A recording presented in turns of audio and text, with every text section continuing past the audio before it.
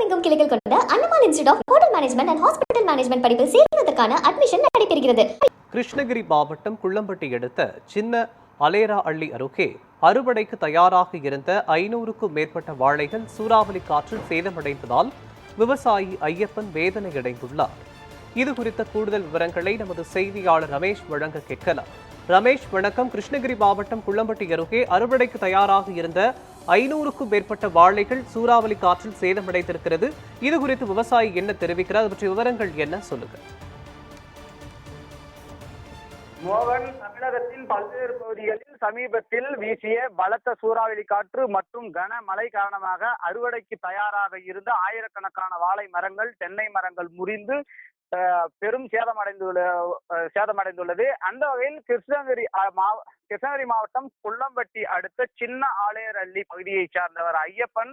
இவரது தனது 1 ஏக்கர் நிலப்பரப்பில் கடந்த 10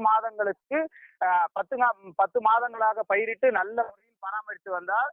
அந்த வாழை மரங்கள் இரவு பெய்த சூறாவளி காற்றுடன் கூடிய கனமழை மற்றும் பெய்த கனமழையால் அறுவடைக்கு தயாராக இருந்த 500க்கும் மேற்பட்ட வாழை மரங்கள் சேதமடைந்து விவசாயிக்கு பெரும் இழப்பு ஏற்பட்டிருக்கிறது. இவருடைய வாழ்வாதாரத்தை காக்க தமிழக அரசு உரிய இழப்பீடு வழங்க வேண்டும் என கோரிக்கை வைத்திருக்கிறார் மோகன்.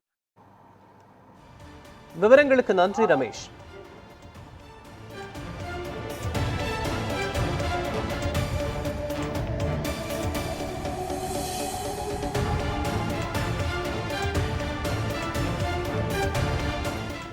வாழை மரம்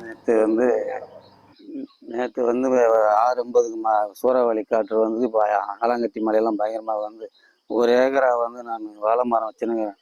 அதில் நேற்று அடித்து காற்றுல மொத்தமாக எல்லாம் சாஞ்சி பூரமே போயிடுச்சு. 500 மரமும் அதில் ஒரு காய் கூட உதவாது ஆலங்கட்டி மலை ஆகி மொத்தமாக இதாகிடுச்சு. அதுக்கு மேலே நான் அதில் என் வாழ்வாதாரத்துக்கு என்ன பண்ணுறதுன்னு தெரியல. அதுக்கு முன்னே ஒரு 10 நாளைக்கு முன்னே தான் பாம்பு கடிச்சிச்சு. அதுக்கே என்னால் முடியல. இப்போ இது வேற. எனக்கு அரசு நிவாரணம் எதனா கொடுக்கணும், கட்டாயமாக கொடுத்தாகணும். என்னால் ஒன்றும் முடியல. எவ்வளவு 1 ஏக்கரா எவ்வளவு நாளா பாதுகாத்தீங்க? 1 ஏக்கரா 500 மரம் 1 வருஷமா நாங்கள் பாதுகாப்புடுவேன். நாங்கள் இப்போ அதில் ஒன்றுமே இல்லை. மொத்தமாக சவனா சாஞ்சி காயும் உதவாது, எதுவுமே உதவாது. அது அரசு தான் நிவாரண எதனா இந்த புதிய அரசு எதனா கொடுக்கணும் கோரிக்கை வைக்கிறேன்.